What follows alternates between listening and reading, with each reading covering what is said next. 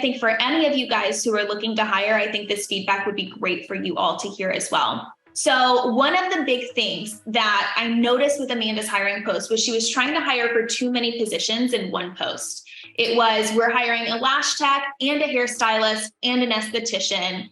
Here's what we've got going on. Come with us. Obviously, as you all know, there's a reason why we don't have you guys advertising multiple services at once either, because the person who tries to catch two rabbits normally catches none.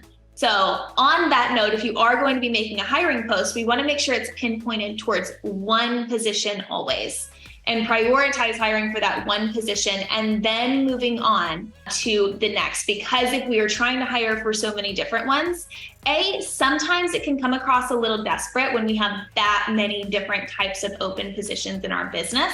And secondarily, the right type of person is not going to be attracted to that hiring post because it is so broad. Okay, so that's number one.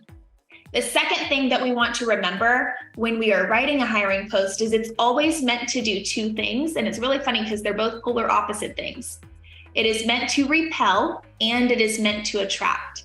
We have to do both things simultaneously in our hiring post. So repel means I want the wrong person not even to move past this hiring post, okay? That comes down to your requirements, right? So if you have a requirement around a certification or a license or something like that, that should be like A1 up at the top. Anyone who does not have that, they should like immediately be weeded out because we are repelling them. If we have certain characteristics we want them to possess or not possess, or certain values, that should be in the post as well. Okay, so again, repelling the people who would not be a good fit with our requirements, with sharing a little bit about our culture, things of that nature. And that second piece is attract. So what can we do for them? If we're talking on the hair side, what would make working for me, a boss, which sometimes is like, sometimes frowned upon in the industry because everybody wants to be solo, right?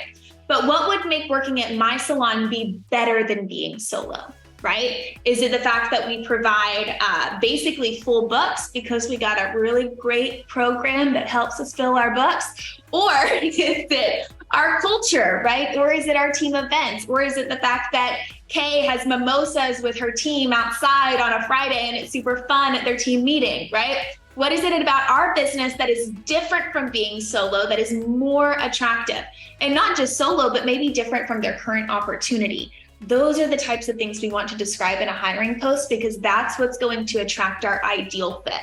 At the end of the day, when we're hiring, we don't need a million different leads. We don't need a million different applicants. We're just looking for one. We're just looking for, unless we're hiring for multiple, but regardless, for that position, we're just looking for one person who fits the mold, who's going to be a great fit for our business, whether we're hiring an assistant or a hairstylist or an esthetician or a virtual assistant or whatever it may be. We're just looking for one.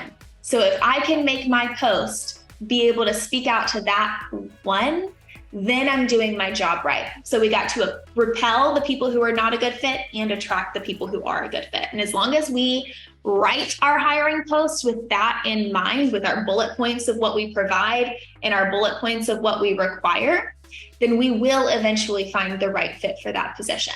But the more crystal clear we are on it in the beginning, the better that hiring process will go and the better fit we will have from day one.